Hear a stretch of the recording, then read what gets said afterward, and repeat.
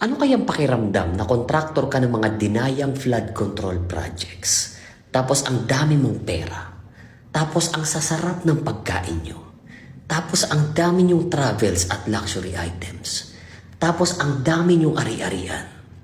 At magigising ka isang gabi at marirealize mo na sa bawat pader at sulok ng bahay nyo, hanggang sa bawat patak ng gasolina ng sports car mo, hanggang sa bawat hibla ng luxury bags na kinukolekta mo, ay mga iyak at panaghoy ng taong bayan na ninakawan mo.